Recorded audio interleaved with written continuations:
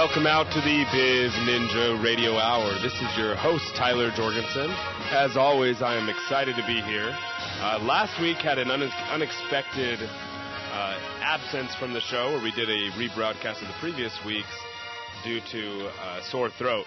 So the sore throat is still bothering me a little bit, so you may get a little bit of a different sound, but that's okay.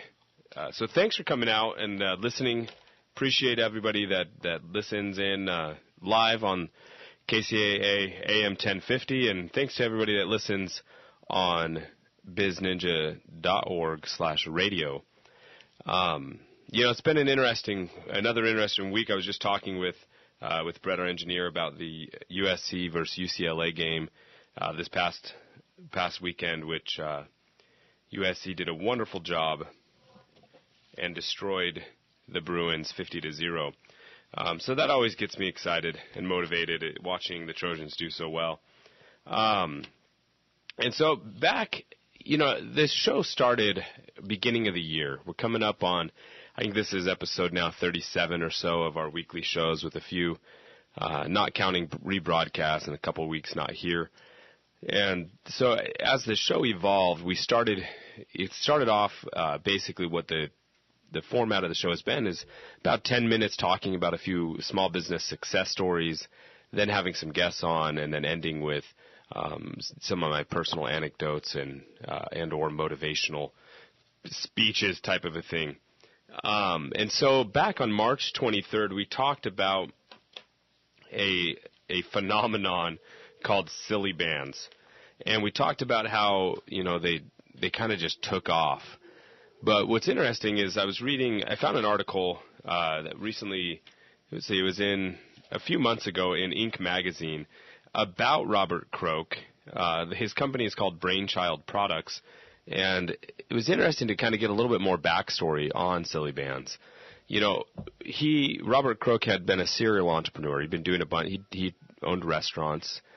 He'd started a few other types of businesses, and he was at a trade show in China in 2006, and he saw shaped rubber bands created by a Japanese designer, and it just kind of planted in his brain, and he didn't think too much about it. But a few months later, it hit him that what if he made them bigger, thicker, and even more detailed? So rather than just a star, it could be like a shape of a guy riding a horse, or of a cowboy hat, or different, a little bit more detail than just general shapes. And so he started to work on it, and it really took off very quick. Their peak in 2008, they were selling more than 1 million packs of silly bands per week. That is so much product to even try to handle, that this small business, they dealt with some serious growing pains. At one point, they put an ad out on Facebook saying, "Hey, anybody in the area that needs a job, we'll hire you right now. Just get down to the warehouse." And so they were literally filling orders with brand new employees outside of the warehouse, working on fold-up tables, just because they were in such high demand. At one point, they had store owners, that were driving anywhere close, to their Toledo, Ohio office. They were, within a day's drive. They were driving over there trying to get their inventory, just because the demand was so high nationwide about the product. Now, I really liked in reading this article, Krook's attitude towards the business. He talked about the challenges of growing, but every time he talked about the challenge, he said, "Hey, this is a great challenge. It's one of the best challenges that you have, are the challenges of success. It's working. Things are going so well that we're struggling to get fulfillment on orders, getting more product in." But he says it's nothing you can complain about. At one point, he actually moved into an office, a loft that was built above his office, just so he could be on site, making sure everything was happening. And at one point, he had 3 of his managers there too, just because it was taking such an around-the-clock effort to keep things going. Now, here's one thing that he said that I love. He said, "Silly bands put me in a category of wealth that most people have never imagined, but I've been cautious. You hear stories of people who hit the lottery and go broke a year later. I want to take this wealth and create more success." What a great attitude. He's being cautious. Doesn't mean he's not going to enjoy the wealth, but he's also going to be cautious that this isn't his end-all, be-all.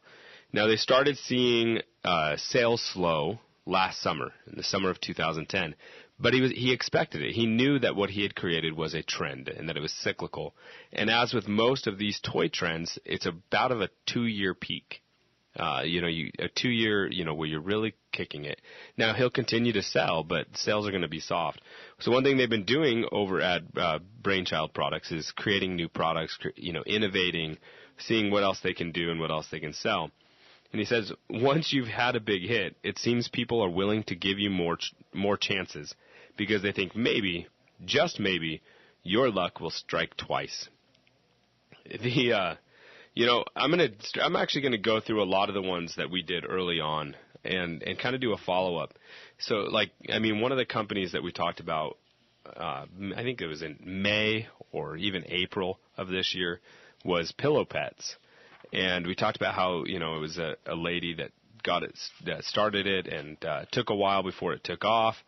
But then all of a sudden, they ran some infomercials and it just literally, I guess, practically exploded. I mean, in 2000, they went from doing in 2009 $7 million gross to 2010 $300 million in gross sales. Now, I can only imagine if you look around anywhere today, you see Pillow Pets. Now they've been licensed out, so you've got, all your sports teams Pillow Pets, and then you've got mini Pillow Pets. I'm going to have to find out what some of their numbers are. We'll see if we can get somebody from Pillow Pets on the show in the next couple of weeks. But it's the whole experience of kind of going back and looking at people that are successful and how they got to that point. It helps me really understand that, one, it's possible. I still wear mismatched socks, and because it reminds me of the company Little Mismatched that a couple of guys started, a couple of friends, and they took to a multi-million-dollar business in just a matter of a couple of years. And so many times, when I'm talking with people about starting a business or being an entrepreneur, there's so much fear involved for all of us. What makes it different for an entrepreneur is they're willing to use that fear as an engine and not as a brake. We talked about this a couple of weeks ago, that you've got to, if we want to have greater success, we have to start doing things differently than we've been doing them in the past. So we've got to find ways to innovate, to be more creative, more aggressive. One of the things I've been really trying to work on right now is understanding and developing relationships with retail partners so I can get products not just selling online but in large stores. And it's been a big learning curve, but it's also been a ton of fun. So we're coming up on a commercial break here. When we come back, we're very excited to welcome Dr. Joe Vitale, who's going to talk to us about these types of things, about attracting wealth. So let's go to that commercial break. When we come back, we'll have Dr. Joe with us. So please stay tuned through the break.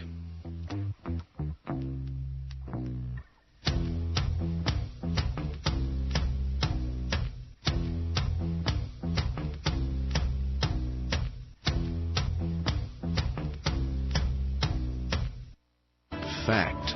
Identity theft is on the rise, affecting nearly 10 million victims a year and increasing at about 22% in 1 year alone. The average identity theft victim spends 330 hours repairing their identity, and for most people, it is just a matter of time before their data is compromised.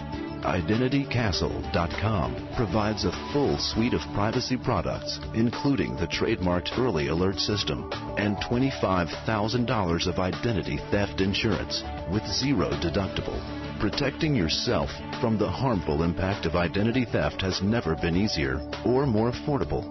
For only $8 per month, you can get a best-in-class identity theft package by visiting www.identitycastle.com. Today, that's IdentityCastle.com. Protect your identity.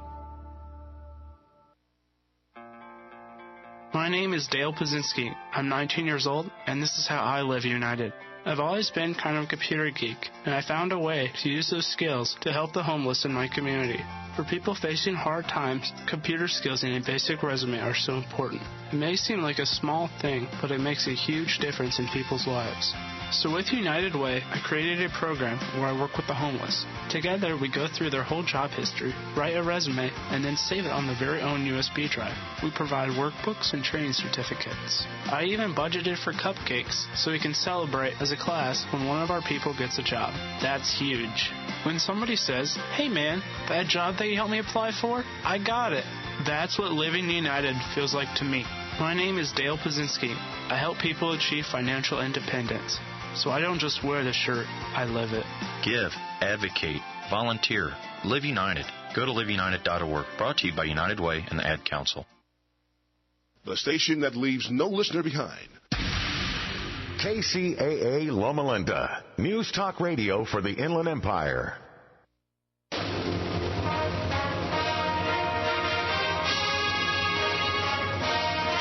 Welcome back to the BizNinja Radio Hour.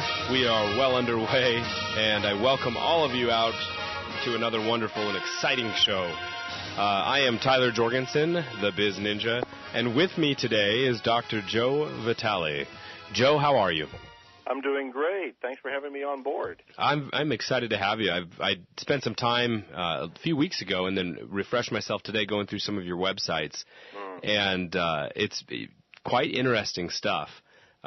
You have quite an interesting story about homeless to success. Tell me about it. Well, how much time do we have?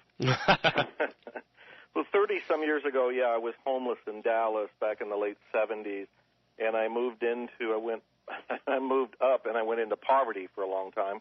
and after that, I just kept struggling. I was going for my dreams, but I was in no way an overnight success unless you think 35 years is an overnight success. But I wanted to be an author, and I was struggling at doing it, and, slowly I was getting things published. Persistence is one of the great takeaway points, because as long as I kept going forward, I kept making little successes. And as long as I kept working on myself, which I think is another great point, right, and reading the success literature and looking at myself to see where my inner beliefs were and blocks were, and taking those down as I found them, I also started to expand. So nothing happened overnight, but, the first book was in 1984, and I had a play produced in Houston, somewhere around there. The Internet came along, and I was one of the first to go online, but like most people, I didn't know what I was doing. Right. And I actually was the guy who said, you can't make any money online. It's all a hoax.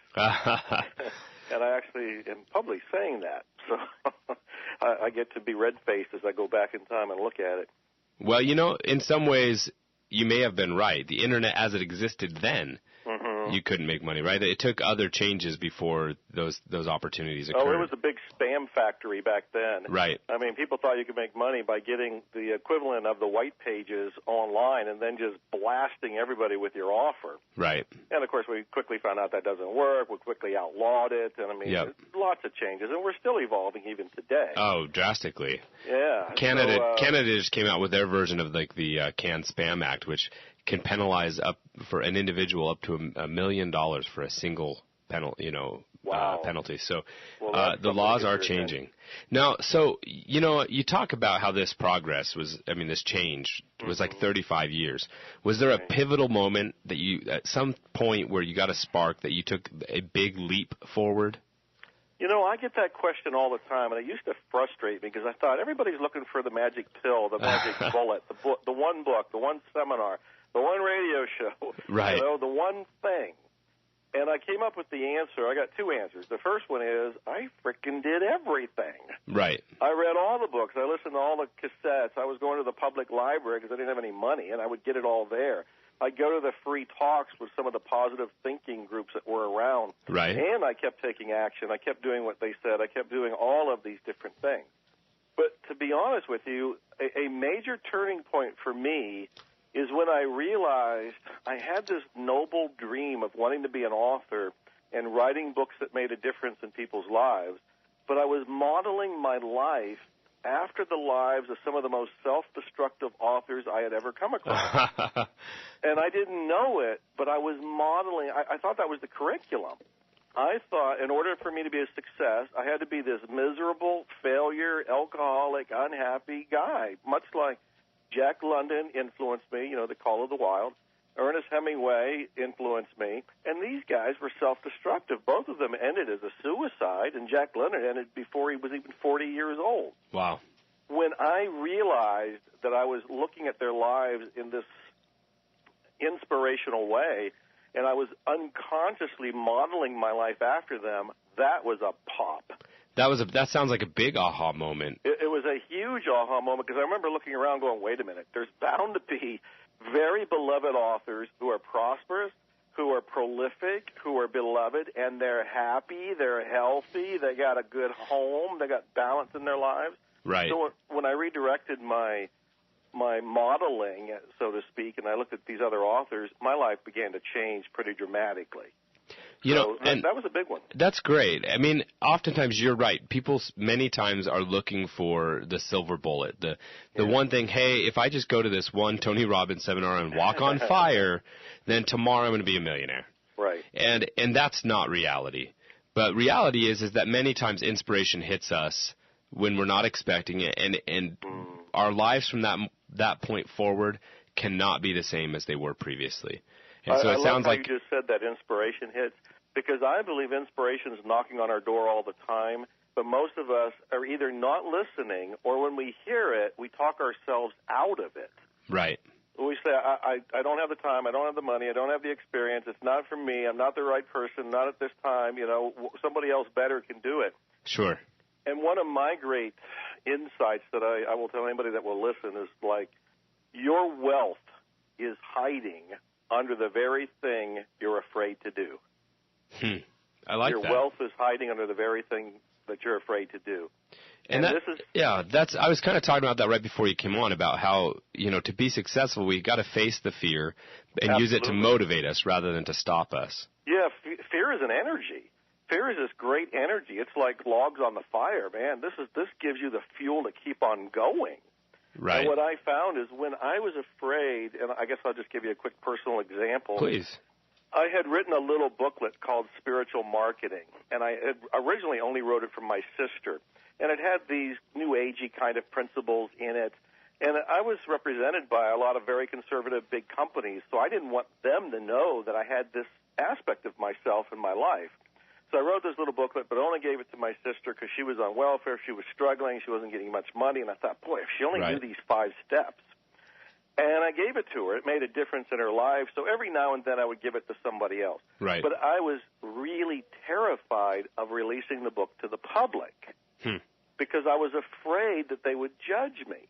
Right. I was afraid I would lose my big clients. I would lose the publishers that were producing me and publishing me. I was afraid of all that. Once I finally faced my fear and I released that little booklet, that booklet, Spiritual Marketing, became a Amazon bestseller, was written up in the New York Times because it was a print-on-demand book. Right. And so people would buy it. It was like a publishing bakery. That book was picked up by another publisher. It was retitled as The Attractor Factor. The Attractor Factor is hands down the #1 bestseller out of all the books I've ever written in my life. The Attractor Factor also got me into the movie The Secret, which shot my career into the stratosphere. Sure. And from there, Larry King, Oprah, and all this other stuff, the domino effect. But it all began with something I was afraid to do. Wow. This is the power of this. I know. I'm not telling people to go stand in traffic, not that kind of thing. No, not at all. But you know what I'm talking about. When yes. somebody has a desire to do something, they have an inspiration to do something, and they sit on it because they talk themselves out of it, or they're afraid of it, or they're afraid what will come of it. Right. That's the grand mistake. Absolutely. And I love, and I'm going to paraphrase because I don't remember exactly how I said it. You said something like, your wealth lies under the very thing that you're afraid of, or something like that. Yeah, I actually used the word hiding because we don't really know it's there, but I'm pointing it out. Your wealth is hiding under the very thing you're afraid to do. All right, I'm writing that down. Well, I got it written down in my latest book, Attract Money Now. It's in there someplace. Now, and so you have at attractmoneynow.com. Is that the website? Yes, I'm giving away my latest book. All of your listeners can have it. Just go to attractmoneynow.com, and there it is. Awesome. So, yeah, so everyone that's listening, please check that out, attractmoneynow.com. Talk to me about the attractor factor. How can we attract wealth? Well, that's what I have in the book, Attract Money Now. Okay. There's a 7-step formula in it, and here's the big thing, because I know we don't have a whole lot of time to go through all the 7 steps in that book. Sure. Well, and we want people to go download it. Yeah, and again, go read it. This is my way of helping people, Sure. is just go read the book. There's 7 steps in it. I can't read it for you. I can't do it for you, but there it is, free. Let's look at the very first step. It's all about your mindset. And I put that as the first step because, in my opinion, I can teach people marketing, I can teach them copywriting, I can teach them publicity, I can teach them all kinds of things. But if their mind isn't in alignment to receive success, they will sabotage it, they will block it, they'll push it away, they'll rationalize all the failure, all of this. So Right. One of the big things that I tell people is, look, you want money in your life. That's a very noble thing to want. We all need it. It's something that we've all agreed on that we can get things done with. Money is actually great.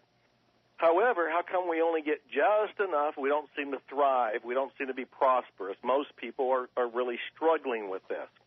And I say, okay, I'm going to say this line, and you can finish it. Okay. Money is the root of all. Evil is the answer that fits into that.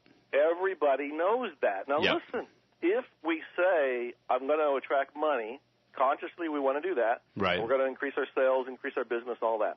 If unconsciously we think money's evil, are we really going to allow it in our lives? Interesting. So, yeah, you have to face all of your almost subconscious opinions and views and thoughts. That's very accurate, because that's what I'm pointing out is in our unconscious mind are a lot of beliefs about money. I will often point out, look at the TV shows that you watched growing up. Right. I grew up with Gilligan's Island. Great show. Yeah, that's right, one of the classics, right? But you look at the wealthy people on the island, Mr. and Mrs. Howe, right? Right. You laugh at them, they're a source of entertainment, but unconsciously you're going, these wealthy people are stuck up. These Right. wealthy people are greedy. These wealthy people aren't very likable. And in your mind, you're going, I don't want to be like that. So Yeah, that's there's a good things, point. there's programming in our mind that actually prevents us from allowing wealth. We'll go and say, I want to do all these different wonderful things, but as long as we think money's evil or rich people are despicable, we're not going to want money and we're not going to want to be rich. So the very first step, interesting. the very first step in Attract Money Now is we got to clean up our beliefs about ourselves, about money, and our relationship to money.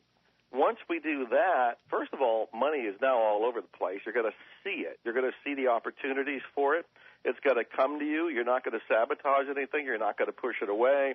All the marketing, all the business stuff that you try, it's going to work because there's nothing in you to prevent it from working. Right. This is huge. Yeah, it's amazing how many times we as individuals are the biggest obstacle to our own success. Boy, isn't that the truth right there? And yet so many times we point out external factors. Yeah, but that's the economy did this. I couldn't get a loan. This wasn't available. Rather than looking for solutions, it's almost like, hey, as long as I have an excuse, then I don't have to feel bad about not doing what my heart really wants to do. Yeah, you're pointing out some of the higher thought about this, because I really get in people's face with a tough love approach and say, look, it has nothing to do with the outer. It's all internal. There are so many stories of people who either came to this country with nothing, right, not able to speak the language even, and not knowing anybody at all, and they went on to build empires. Right. And so many stories, whether it's me being homeless or other people that we can find or dig up that are celebrities now or they're members of the rich and famous, that it's not the environment. It's you. It's the individual. It's their belief in themselves. It's their taking action. It's their acting on their ideas. All of those elements, which is under their control. That's the beauty of it. Right. They don't have to go get anybody's permission to be successful. The only permission you need is your own. That's you've pointed out some of the reasons why people are not giving themselves that permission. What is a piece of advice that you give to somebody that's an entrepreneur that finds themselves just hitting that brick wall and not being able to take things to the next level? A couple things, and I love that question. What a great opportunity that is. The very first one, awareness is incredibly powerful. For example, when I gave the quote about money being the root of all evil, in my book, Attract Money Now, I spend quite a bit of time explaining that's, first of all, incomplete. That statement that most of us have in our brain actually comes from a longer phrase that says, the love of money is the root of all evil. Right. And then you want to look at that, because that doesn't sound that great either. The love of money, what does that mean? Well, all the people I know that are wealthy, including myself, we don't love money. Right. We love freedom. We love choice. We love what money enables us to do. Money in and of itself is just a neutral tool we all agreed on. I even think Donald Trump, who most people consider to be the biggest egotist of all time, right. He openly says he loves deal making. Right. He loves the act of getting the money more than the money. He loves making deals, and he knows when he's successful with the money that comes in. Money's a scorecard. Sure. For him. And so one way to help release this negativity around money is to actually explore the deeper issues and what they actually mean. So money in and of itself is not evil. The wealthy people I know don't love money. They certainly appreciate money, which is another thing that we want to take in. This is another tip, actually. There's a spiritual teacher by the name of Arnold Patent, and he says the sole purpose of money is to express appreciation. Interesting. The sole purpose of money is to express appreciation. When I first heard that, I thought, oh, certainly there's an exception. And I can't think of one. You know, when you're paying your bills, some people will complain, oh, I got to pay this bill and I've got to pay for this payment and so forth. Wait a minute. You're paying the bill because you're getting a service that you wanted. Right. And when you refocus and reframe to the appreciation side, you suddenly are more comfortable with money, receiving it, and spending it. So these are little things that we can do to begin to make those steps. I know when I was struggling and in poverty, man, I had that part of me that wanted money but also thought it was evil. Right. It's almost like a necessary evil, which means you'll allow enough to come in to squeak by. Right, right. You won't feel too guilty if you can just barely pay the bills. Well, if it's helping you feed, just pay your bills and take care of your family, that's okay. Yeah, I want to blow the whistle on that. Sure. Absolutely. You know, I heard once, talking about appreciating money, I heard once from somebody, they even said, you know, having your money put together neatly in your wallet or money clip or purse, even showing that appreciation to the money you have, they even took it that far. Like, you almost have to literally appreciate your money, otherwise it won't appreciate you back. And I love that.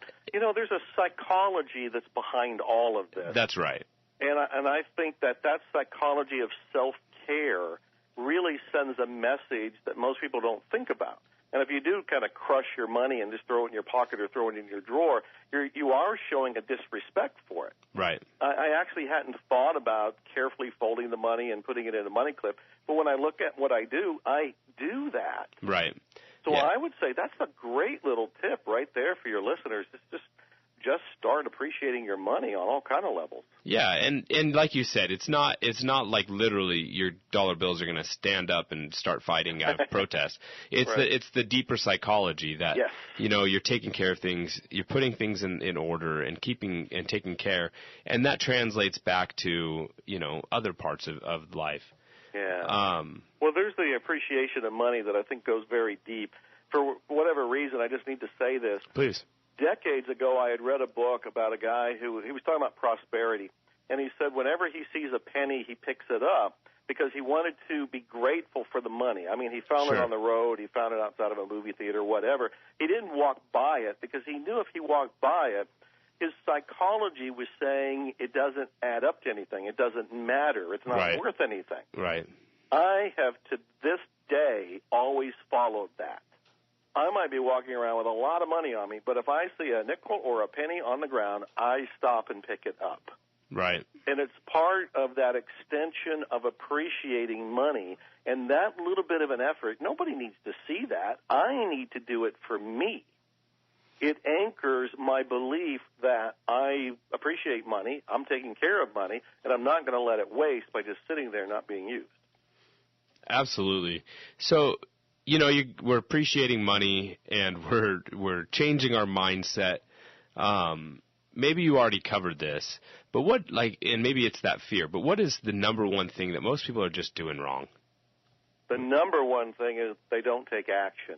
Okay. And this is a big one. It's actually a single step in the Attract Money Now formula in the book because it's that important.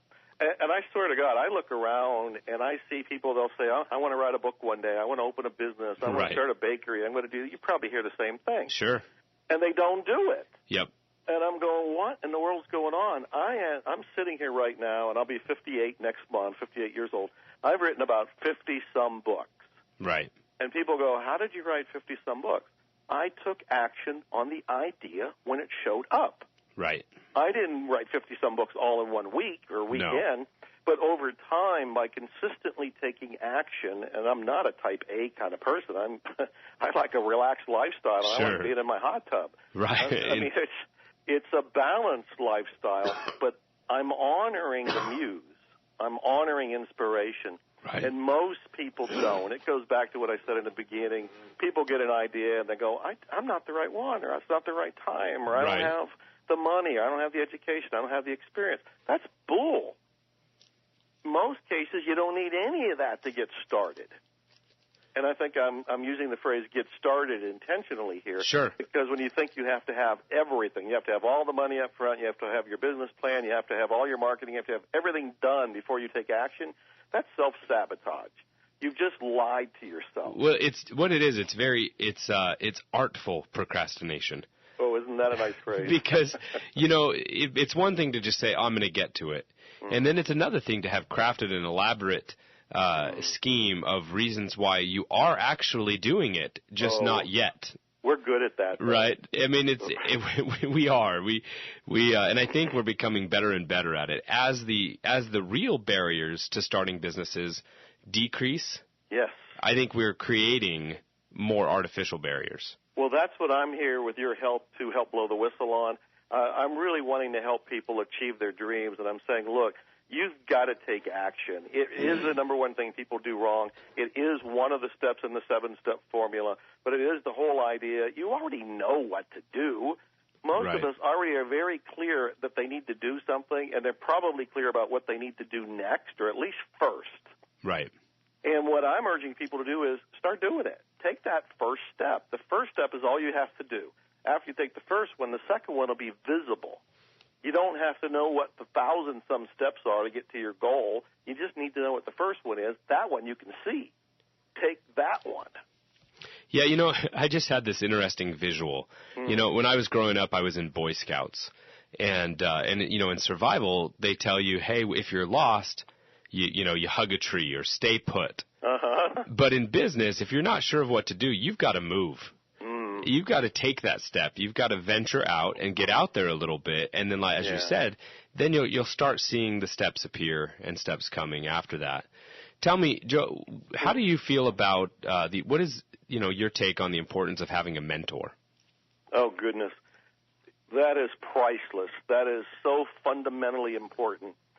I was talking about my long career, and I'm not an overnight success and all of that. Right.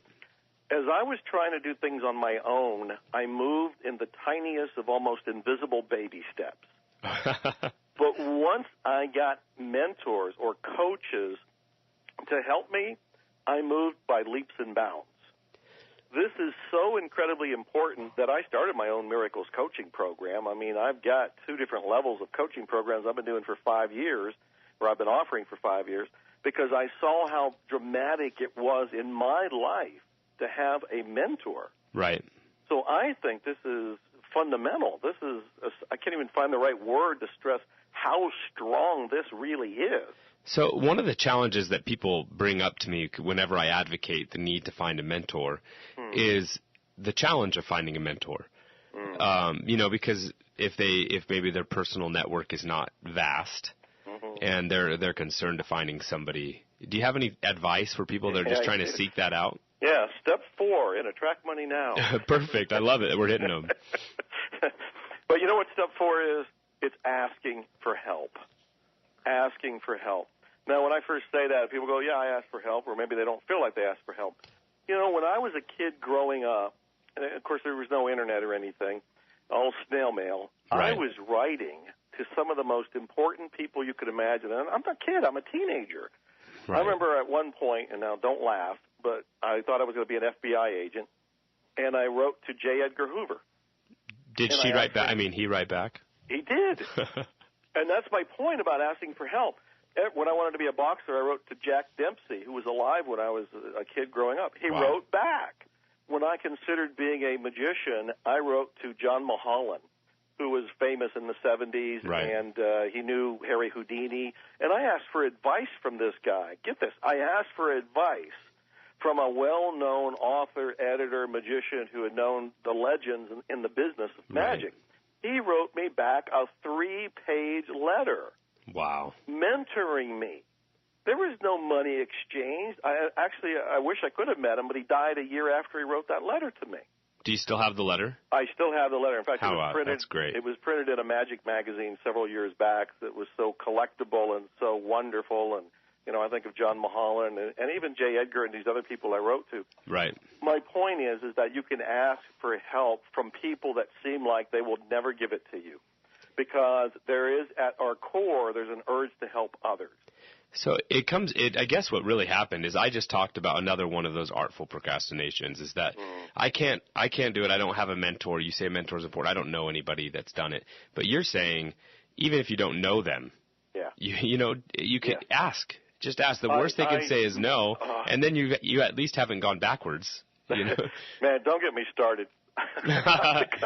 You know, before the internet again, and I'm struggling as a copywriter, which is what I was doing first before the internet came along. I was writing sales letters, and I'm doing my best to learn. I was buying books on copywriting, and I was writing the authors. Right. I remember Bob Bly, who's written 50, 60 books at this point, and back then, goodness, was this the 1980s or something, I would write him letters and ask for advice. He wrote back. Wow. Then, decades later, and this is the karmic circle of life, decades later, we meet, we're fast friends, I'm very grateful for him. Now he's asking me for advice about doing internet marketing. You know, but when he was first answering my questions, my snail mail letters, we didn't see that coming. Right. We didn't know what our lives were going to evolve into, but I was taking action, noticed that. I was acting on inspiration, noticed that I was acting on that, and I was asking for help. When I'm a nobody, writing to people who have status. You know, a lot of people tell me they're scared of asking for help because they're scared that somebody will take their idea, you know, or they'll, steal from them. Boy, you know, I used to teach classes on writing and getting books published, and that was the number one thing I always heard. And I got frustrated, and I stood in front of the class, and I said, look, you should worry more about having an idea worth stealing. Oh, good. I like the way to say that. I just switched it. I said, you're putting your focus on your fear from a metaphysical or psychological standpoint. What you're sending out there is all fear-based. What you're going to get back is more fear, and you're probably setting yourself up to be stolen. But I would say, look, if you care about your book, make it so freaking good people wish they had stolen it. I like that. I like how, and I mean, that's really what it's all coming down to, is this paradigm shift away from fear and towards action. Yeah. You know, action and trust and cooperation, all of those things. Great.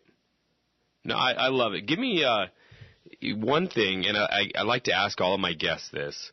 It sounds like you've had a very fulfilling life thus far, but what's one thing on your bucket list that you really want to do? I'm doing it right now. I have recreated myself as a musician. My first singing, songwriting CD is being produced this week. The website for it is getupandstrut.com. And as I say it, because I want to make sure people understand, this is on Joe's bucket list. 1 year ago today, I had never written a song in my life. All the songs on this CD were written by me. Wow. 1 year ago today, I had never sang anything in my life. All the songs on this CD were sang by me. 1 year ago today, I knew about 3 guitar chords. All the songs on this CD were played by me on acoustic guitar, baritone guitar, and harmonica, and then I got a couple backup legends in the business to be on these things. Right. This is something I wanted to do since I was about 12 years old. It's being produced right now. So you're scaring me a little bit because you're saying I just produced this music CD, but I haven't done any of this stuff. But if this has been on your list since you were 12, again, what was the aha moment? What was the switch that flipped that made you want to do it this last year? Well, I would take baby steps at it every now and then. Right. But I never put anything behind it. It was about a year and a half ago. I was looking around going, I don't really have another book that I am excited about, and I don't need to write anything else. I mean, I got royalties coming in. I don't need to produce anything else ever for the rest of my life. And I thought, well, what do you want to do? And it was very much the bucket list kind of thing. It was like, well, this music thing showed up. And I thought, okay, I did want to do that. I wonder if I could. And I went into the mental thing for a little bit, like, could I do this? Can I learn this? And I just started at that point. I asked for help. I wrote to some singer-songwriters that I had met over the years. I took action. I went into a songwriting workshop last February that was a turning point for me. And then some people started to show up in my life, like a musician who had helped me with a publicity gig 6 years ago. 6 years ago. He shows up wanting to have lunch. And during the lunch, he's just telling me about his life and what he's planning to do. And one of the things he wanted to do was work with people who wanted to produce their first album and help them from the beginning to the end to get it done. And I'm sitting there going, neither one of us knew that we were meeting over lunch in a way that was going to become a pivotal moment in both of our careers. And, of course, I hired him to be my producer. Wow. So, I'm doing all the steps I talk about in Attract Money Now. I just kind of moved it over to the music world. So, yeah, and I mean, that's what would you say, what's the style of music that you did? Does it fit into a genre? Well, okay. I got 2 CDs. I didn't even tell you. I've got one already out a few months ago. That's not a singer-songwriter one. The one that came out a few months ago is called Blue Healer, and that's a blend of blues and new age music. So it's kind of a new genre by coming up with that combination. Okay. The one that I just mentioned, GetUpAndStrut.com, is a singer-songwriter approach. My best guess is it's kind of like pop, rock, folk. Pop. And that's me kind of just making it up on the spot. That's all right. That's all right. Okay, so everyone should check out GetUpAndStrut.com and then also visit your website for your free book, which is AttractMoneyNow.com. Yes. I hope you'll all do that again. He's giving it away for free, and it's a nice website. And so, Joe, I just want to thank you for coming on the show. My pleasure. You've helped me to think more about my paradigms and focus on making those changes that I need to make. And so much success in the future, and I look forward to staying connected. Oh, please. Thank you for what you're doing. Godspeed to your listeners. I greatly enjoyed this. Thank you. All right. Thanks, Joe. Bye. So wasn't that great? I mean, talk about somebody that has put years into making their life what it is today and done a great job doing it. And for me, whenever I have somebody like this on the show that, kind of a rags to riches type story, I notice there's that common theme, which is that they took personal responsibility, they took action, and they stopped making excuses for themselves and for their success. And so, I know I'm going to definitely go and download the book. I think you can buy a hardcover of the book, Attract Money Now, but he is offering the download for free. So this past couple of weeks, I've been working a lot on just some of the different businesses that I'm trying to launch and relationships. And Dr. Vitale mentioned something. He said, people showing up in your life. And so as one of the things I'm working on is a sports nutrition company, and it's been interesting as I've been working on prepping it and getting it ready. And honestly, now after having Joe on the show, realize that I've been making some obstacles for myself that aren't really there, and I need to take faster action than what I am presently doing. And because people have been showing up showing up in my life in a way that I know, hey, maybe they're here to help me move this business forward. It was interesting. My wife went in to get an adjustment at the chiropractor, and the conversation started to what I'm doing. The chiropractor had me come in and said, hey, one of our patients owns a few sports nutrition stores. I'll connect you guys. Just let me know when your product's ready. Another friend of my wife's is like, hey, I work with one of the owners of a large sports nutrition company. They sell product. You guys should connect with them. And then, there's been friends from school that have been connecting me with people that can help, and it's just been really interesting. And a lot of it, I think, comes down to, as Dr. Vitale was saying, the concept of, the whole law of attraction. Like he said, he had a book he had a part in the movie The Secret. And it comes down to, what is our attitude? I have a law that I call the law of expectation. And that is that the universe won't give us anything that we don't expect. So if we're expecting success, then we at least have that possibility. But if we're expecting failure, then that's almost guaranteed, because that's what we expect. And if our expectations align with our actions, and so what our expectations are, if we're not expecting to succeed, maybe we're not going to give it our all. A lot of times you can see this when an underdog comes out to play in a sport, and they're ranked low, or they're not expected to do well, and they're so intimidated by the opponent that they don't even give it their best efforts, and not realizing that had they given their best efforts, they actually had a shot to win. Because one thing that's interesting is that in business and in sports and in everything, we're pitted against other humans that also have the same types of limiting factors that we're talking about.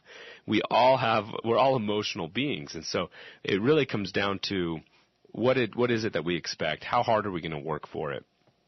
And so as I've been working on this business, I've been thinking a lot about social media. We get a lot of inquiries about social media on BizNinja.org, on our Facebook page, facebook.com/BizNinja, and also just in talking with friends and talking with the fellow business people, social media still comes up as a hot topic. And so I was, thinking about ways that people that don't have huge businesses can utilize the tools out there. And so, there are a lot of really cool things that one can do with social media. One of the things I like to do is I like to use Facebook to filter and test to see how much interest there is. So in Facebook, you can go in to create an ad in their advertising center, and you can go through and you can say, okay, how many people, let's say, within a 50-mile radius of this radio station like entrepreneurship? And I can go through and I can say, and I can add in age demographics, and I can add in all these things. Let's say I wanted to, host something right here. I wanted to host a entrepreneur luncheon or some sort of a speaker series. I can test just very quickly how many people like small business or how many people like entrepreneurship. And, you can go through and it'll give you literally a number of people that your ads could potentially reach. Now, it doesn't mean all of those people are going to be interested, but you can use these types of forward-thinking analytics to kind of gauge market size. Facebook now has membership of over 50% of the U.S., so that's a pretty good statistical sample to use for testing market size. And so some of the things that we've been seeing successful. Have you ever heard of the term when something goes viral? So when something goes viral online, it's talking about just getting shared drastically. And so I was reading an article about a couple of things that went viral, and one of them was the Blend Tech blenders. And this is a company that actually, interesting, was founded by a BYU grad, and they started it. And in 2007, they started this Will It Blend thing, which is basically they would put different products into the blender other than like fruits and vegetables. The one that had the most views was a brand new iPad. Right when the iPad was coming out, the iPad 1, and it was super hot, and they put it in this blender, and it blended it literally pulverized into just a powder. And that single video has had now over 12 million views. Now, to try to get 12 million viewers from an ad on television is extremely expensive. Now, there's no secret formula to being able to make your ad go viral. However, there are things that you can do to help. So let's say you recorded a really cool video, you put it on YouTube, and you're not getting many people finding it. You can actually make it a promoted video through YouTube where you pay somewhere, let's say $30 a day or more, and get your video is going to see more and more. There's even things that you can do with social media to get targeted followers. And I'm not even necessarily saying that I support this or encourage it, but people that are really active on Twitter have been known to increase their targeted followers by buying targeted followers on eBay. So what'll happen is you can buy, let's say, 1,000 targeted followers, and people will then go in and they'll try to find followers that are in your customer base. The point of all of this is just simply saying that there are a lot of ways to promote your business that don't cost a ton of money. There are ways to interact with your customers so that your customers themselves become advocates for your product. And by doing that and by kind of shifting the paradigm, as seems to be the topic today, away from what are the things stopping us from having success to what are the things that we can do to, even with our current tools, to channel greater success towards us. And, you have some of the other great ones that were on YouTube was the Man Your Man Could Smell Like,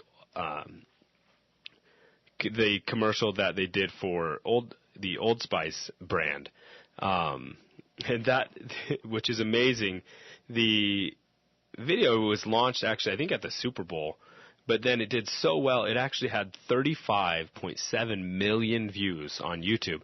At one point, they did this 2-day thing where they were, you could ask questions to the Old Spice guy, and then they would record and send and post an answer to it.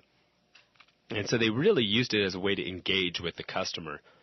And that is the point, whether you're going to do social media or not do social media, is how are you connecting with your consumers? How are you connecting with the people that are trying to help, that are your customers? Because they can be your biggest advocates of growing your business.